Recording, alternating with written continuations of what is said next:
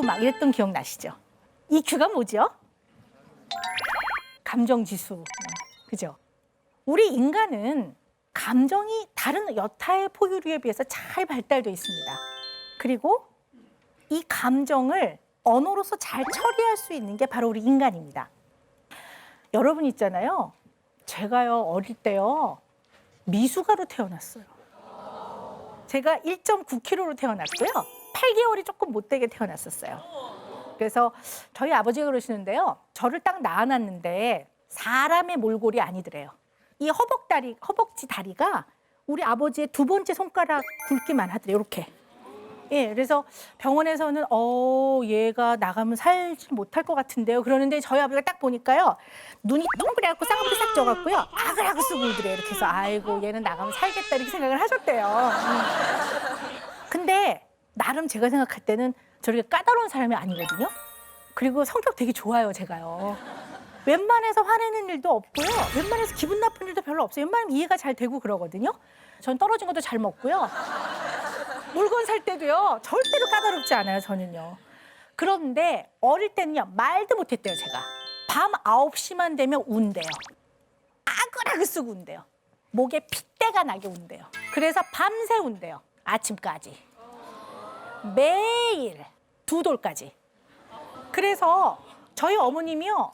업고 주무셨대요. 내려놓으면 울어가지고. 그리고 제가요. 너무 안 먹어갖고요. 주변에서요. 어머 얘는 뭐를 먹고 연명을 해요? 이렇게 물어봤대요.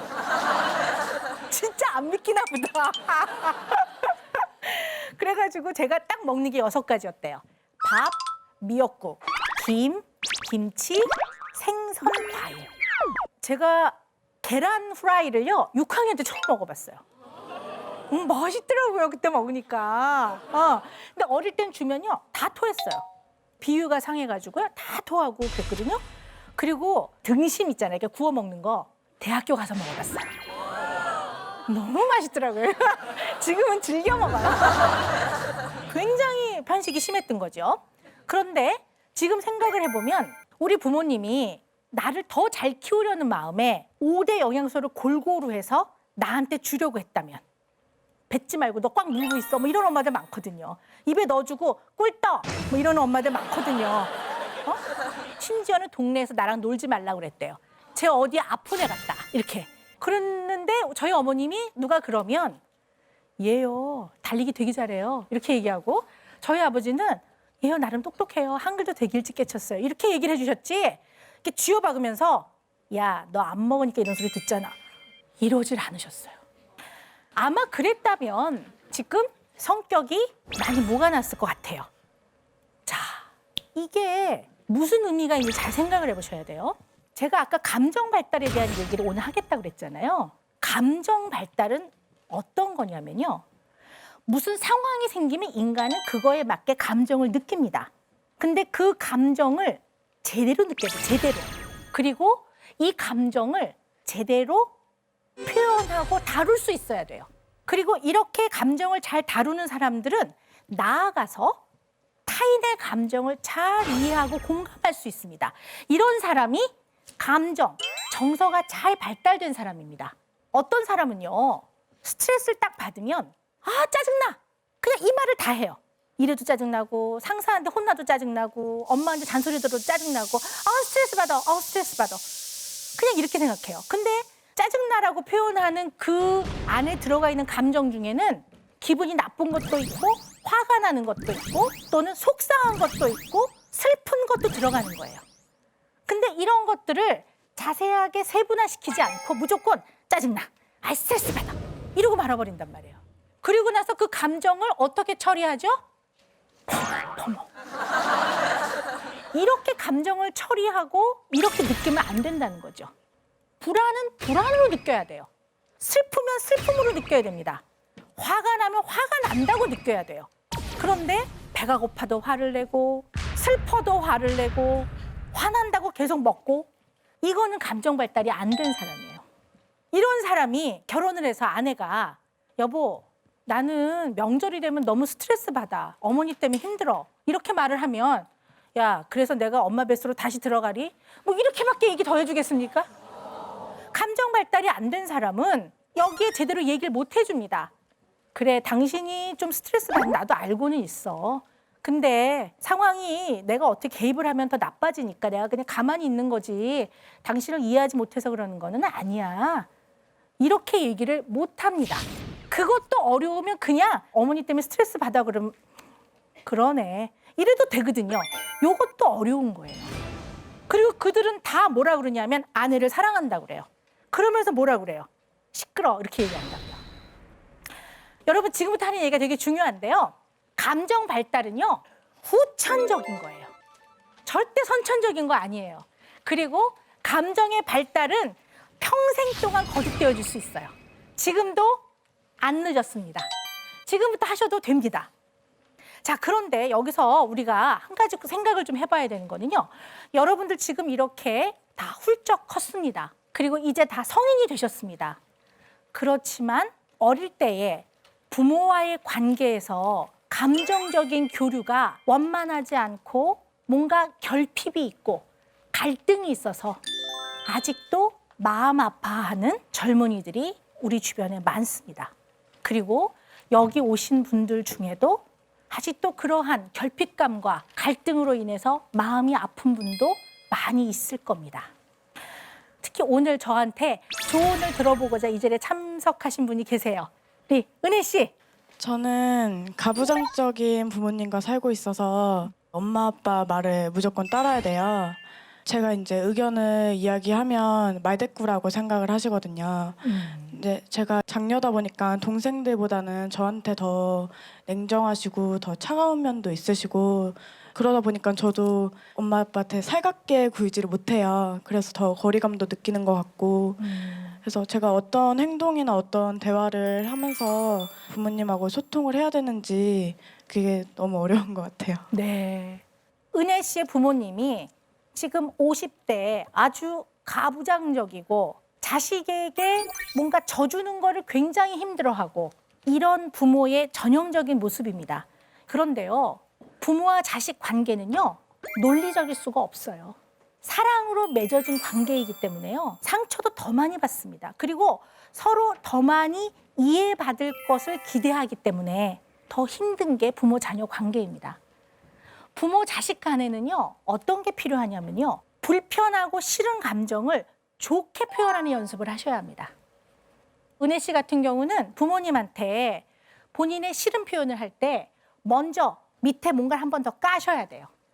부모님이 최선을 다해서 어려운 시절에도 저 열심히 키워주신 거 제가 알거든요. 이렇게 얘기를 하고 시작하셔야 돼요. 그리고 제가 이야기한 거에 너무 언짢아하지 마세요. 가장 가까운 사람으로 생각하기 때문에 그냥 편하게 얘기하는 거예요. 이렇게 얘기하셔야 돼요. 안 그러면 좋게 표현이 안 돼요. 그리고 부모님들은 이거에 대해서 우리가 이렇게 너를 사랑하고 키웠다라는 본질을 이해하지 못하고 오해한다고 생각해요. 그래서 굉장히 언짢아지는 거죠. 인간은요, 일정한 나이가 되면 부모로부터 독립되고 하나의 개체로서 살아가야 됩니다. 그래서 때로는 싫은 소리도 해야 합니다, 부모한테.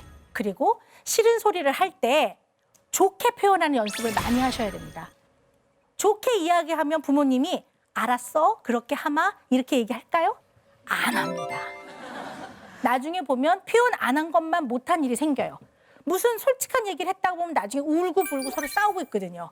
그러니까 말을 안 하는 게 낫다라고 생각하죠.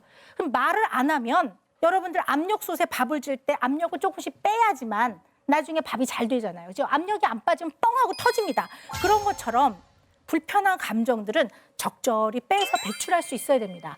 특히 사랑을 전제로 맺어진 가족 간에는 말을 할 수 있어야 합니다. 그래서 제가 여러분들께 드리는 조언은 부모님의 반응, 부모님의 답, 관계없이 그냥 하고 싶은 말씀을 하세요. 대신 좋게 하세요. 절대로 악을 지르거나 소리 지르지 말고 격분하지 말고 얘기하세요. 그러려면 거울을 보고 연습을 많이 하세요. 혼자 방 안에서 중얼중얼 근데요 제가요 이렇게 하시라고요. 응? 어쩌면 이렇게 부모 자녀 관계에서 마음의 상처를 입고 갈등을 겪는 젊은이들이 원하는 건 딱 하나일 거예요. 나는 좋은 사람이에요. 나를 이렇게 좋은 사람으로 키워주신 엄마 아빠께 사실은 마음으로 감사드려요. 두 분이 나를 사랑하는 거를 모르지 않아요. 그렇지만 나 잘 되라고 했던 표현 중에는 어린 내가 받아들이기에는 너무 상처가 됐던 게 많아요. 그리고 그때 마음이 아팠었어요. 그런데 그냥 말씀드리고 싶은 거예요. 내가 이랬다라는 거를. 이거예요. 그죠? 그래서 여러분들은 이런 후천적으로 발달돼야 되는 정서 발달이 만약에 좀 미숙하고 잘 안 됐다는 느낌이 들 때는 지금부터 열심히 노력하십시오. 마음이 편안한 사람이 행복한 사람입니다. 그리고 정서가 잘 발달되면 타인을 잘 이해하고 공감하기 때문에 대인관계가 원만합니다. 그래서 행복해지실 수가 있습니다.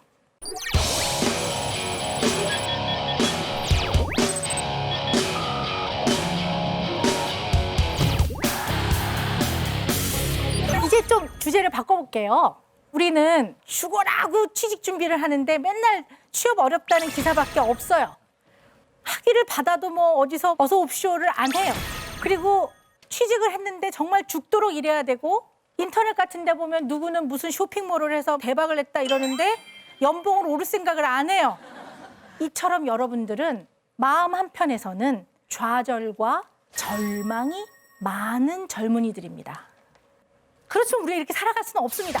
좌절과 절망이 많은 젊은이들이요. 공격성을 길러야 합니다. 공격성? 오, 선생님이 무슨 웬 공격성? 이렇게 말을 하실 거예요. 근데 도널드 윈너컷이라는 유명한 학자가 있습니다. 이 도널드 윈너컷이 공격성, 영어로 말하면 aggression이라고 합니다. 이 aggression은 나한테 주어진 옛것을 허물고 나만의 새로운 삶, 인생을 창조해 나가는 데 필요한 에너지 동력원이다. 이렇게 말을 했습니다. 이야, 멋있는 얘기 아니에요? 저는 막 그 얘기를 듣고 우와 이랬어요. 왜 그랬냐면요. 저는요. 좀 맹랑한 애였어요. 맹랑한 애. 제가 중학교 1학년 때였던 것 같아요. 3월 달로 제가 기억을 해요. 자려고 이렇게 누웠는데요. 잠이 잘 안 와요. 그리고 바람소리가 쌩쌩 들리더라고요. 그래서 누웠다가 벌떡 일어나서 아 오늘 내가 이 얘기를 좀 해야 되겠다. 그리고 이제 방으로 갔어요. 안방으로. 똑똑 두드렸더니 저희 부모님이 야 너 왜 그러니? 제가 드릴 말씀이 있거든요. 그랬더니 너 왜? 들어와라 그러시더라고요. 그래서 제가 딱 자리에 앉아서 제가요 아버지 중학생도 됐고요. 그랬더니 그래 그러시더라고요. 제가요 사막에 떨어뜨려 놔도 제가 혼자 살아나올 거거든요. 그러니까요 제 인생은 제 거거든요. 제가 알아서 살게. 얼마나 맹랑해요, 그죠? 지금 생각해 보면. 근데 저희 아버지가 그 얘기를 딱 듣더니 눈을 동그랗게 뜨시더니 그래라 그러시더라고요. 그래서 참 할 말이 없죠. 그래라고 하니까 네 열심히 살겠습니다 이러고 나와서 그게 바로 제가 말씀드린 공격성입니다. 여러분들이 여러분 부모님이 주어진 삶 그것을 허물고 여러분만의 새로운 창조적인 인생으로 살아나가는 데는 반드시 에너지원이 필요합니다. 여러분들요 누가 지나갈 때 콱 쳤어요. 그러면 아파 이렇게 할 수 있어야 된다는 얘기죠. 또는 누가 야, 너 이따위로 할 수 있어? 이렇게 얘기하면 너나 잘해. 이렇게 할 수 있어야 된단 말이에요. 부모님이 뭐라 하면 저는 그렇게 생각 안 하는데요. 이렇게 할 수 있어야 되고 회사에 나가서 여러분들의 상사가 말도 안 되는 걸 요구하면 이거는 좀 부당하다고 생각합니다. 이렇게 말할 수 있어야 돼요. 세상을 살아나가는데 누구랑 주먹질을 하라는 게 아니라 그런 싸움을 하라는 게 아니라 당당하게 세상에서 오는 자극을 향해서 더 굳건히 버틸 수 있는 힘이 필요하다는 거죠. 이 공격성은 인간관계의 가장 기본입니다. 그리고 이 공격성이 적당히 발달이 돼야지만 다시 한번 해보지 뭐 잘할 수 있을 거야 이런 마음이 생깁니다. 그리고 대인관계에서 지나치게 쫄지 않는 힘도 생깁니다. 그런데 이 공격성이 잘 발달이 안 되면 지나치게 공격적이거나 지나치게 위축될 수 있습니다. 여러분 자신이 그것이 잘 발달되어 있는지 잘 한번 생각해 보세요. 자기 내면을 잘 봐보세요. 작은 소리에도 내가 너무너무 기분 나빠하지 않는지, 조금만 소리에도 손톱을 세우고 있는 건 아닌지, 그리고 누가 조금만 뭐라고 해도 지나치게 위축되고 쫄진 않는지 이런 생각을 잘 해보셔야 됩니다. 그래서 여러분이 상처받았을 때 여러분이 거울을 보고 스스로에게 한솔아, 아까 너 상처받았지?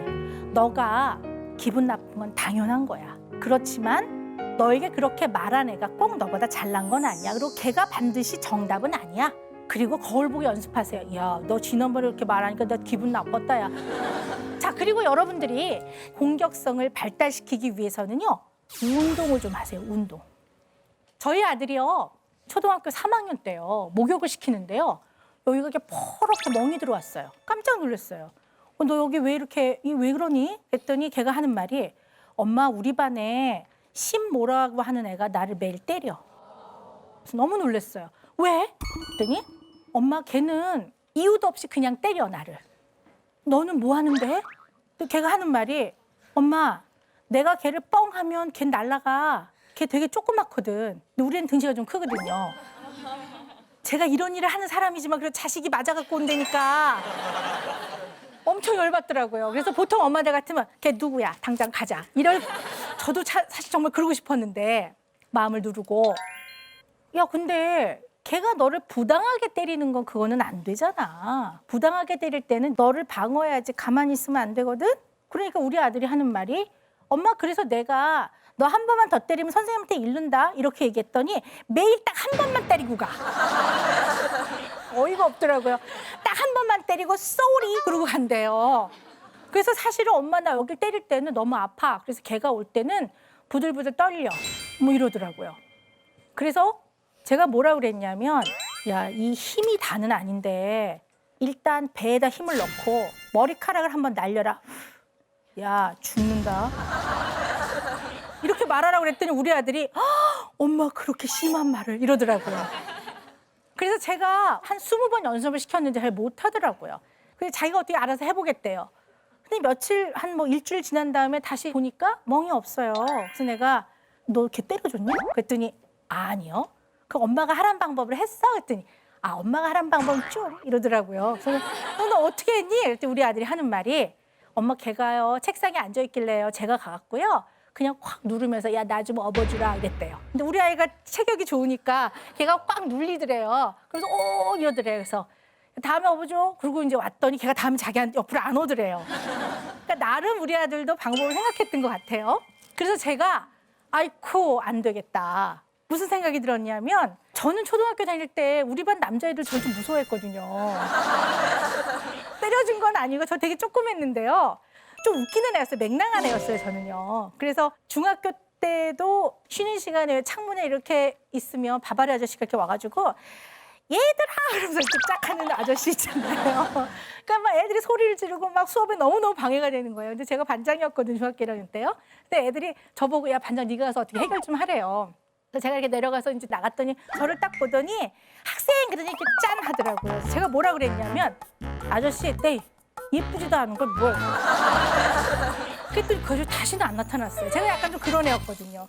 저는 맹랑했는데 우리 아들은 안 그렇더란 말이에요. 그래서 너무 걱정이 돼가지고 그 다음부터 제가 운동을 시켰어요. 운동을 시키는데 생활체육부터 먼저 시켰어요. 스트레칭 뭐 이런 거 있죠. 얘가 4학년, 5학년, 6학년, 중학교 1학년이요. 5년을 이제 운동을 주 한 3회 정도 해요. 그랬더니 완전히 지금은 짐승남이 됐어요. 중학교 2학년인데 1m 78에 몸무게는 절대 공개하지 말라고 그래갖고 제가 몸무게 공개는 안 하는데요.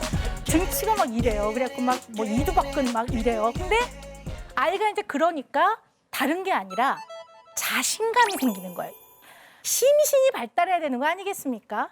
머리만 비대해지고 외국어만 많이 한다고 해서 사람이 건강한 게 아니에요. 몸이 발달돼야 되는데 이런 게 안 되니까 정상적인 공격성 뭐 이런 게 잘 발달이 안 되는 거예요.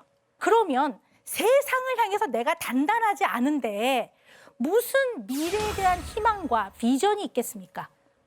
반드시 운동을 하십시오. 그렇다고 해서 돈을 들여서 체육관을 가라 이런 뜻은 아닙니다.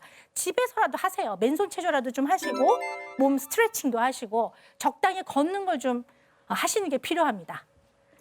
제가 이 얘기를 하면서 또 찔려요. 제가 운동을 못하고 있거든요. 속으로 여러분들 아유 그러는 선생님이랑 운동 좀 하세요. 이런 생각이 들 것 같은데 어쨌든 저는 50이 다 된 아줌마고 여러분들은 훨씬 저보다 밝은 미래가 있지 않습니까? 그죠? Twist like a knife for the rest of your life. You think that life's a joke, but there ain't too much to laugh at, and it's all for show. Should I keep my ticket out there? Should I